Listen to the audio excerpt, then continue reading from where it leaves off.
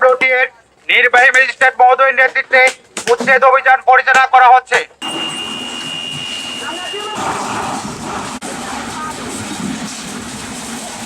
যেই জায়গাগুলো উদ্ধার করেছি সেই জায়গাগুলোতে আমাদের নিয়ম অনুযায়ী আমরা সেখানে বৃক্ষরোপণ করে দিব, মানুষের বসার জায়গা করে দিব, ওয়াকওয়ে করে দিব এবং আমাদের এই কাজ আগামী দিনও চলবে। আর অক্ষয় করলে আমার বিশ্বাস এই অবৈধ স্থাপনা গড়ার যে মানসিকতা মানুষের সেটা দূর হবে।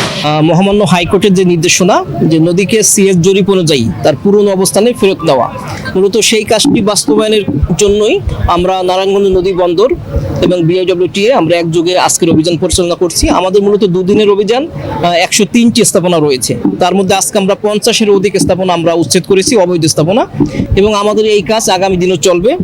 আমরা যেই জায়গাগুলো উদ্ধার করেছি সেই জায়গাগুলোতে আমাদের নিয়ম অনুযায়ী আমরা সেখানে বৃক্ষরোপণ করে দিব, মানুষের বসার জায়গা করে দিব, ওয়াকওয়ে করে দিব, নদীর পাড় দিয়ে লোকজন হাঁটবে এবং এই জায়গা এই জনকল্যাণমূলক কাজে ব্যবহৃত হবে। এবং নদী উদ্ধারের জন্য যেখানেই অবৈধ স্থাপনা থাকুক আমরা আমাদের জরিপে আমাদের যদি নদীর পিলারের মধ্যে সেটি পরে অবশ্যই আমরা সেটা উচ্ছেদ করব। এটা স্বাভাবিক, কারণ যারা অবৈধভাবে এখানে থাকেন ওনারা তো এখান থেকে অবৈধভাবে তারা লাভবান হন।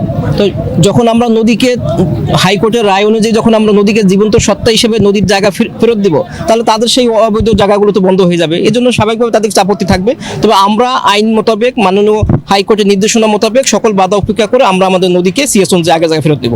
স্থাপন কমপ্লিট করা হয়েছে এবং এখানেও সীমানা পিলার চলমান আছে। দুই একটা জায়গায় বাধা আসছে, সেগুলো আমরা ওভারকাম করে সীমানা পিলার স্থাপন কাজ চলমান রয়েছে। আর আপনার এরপর আমরা অকোয়ের কাজে হাত দেব। পুরো নদী চারপাশ দিয়ে আমরা অকোয়ে করব। আর অকোয়ে করলে আমার বিশ্বাস এই অবৈধ স্থাপনা গড়ার যে মানসিকতা মানুষের সেটা দূর হবে।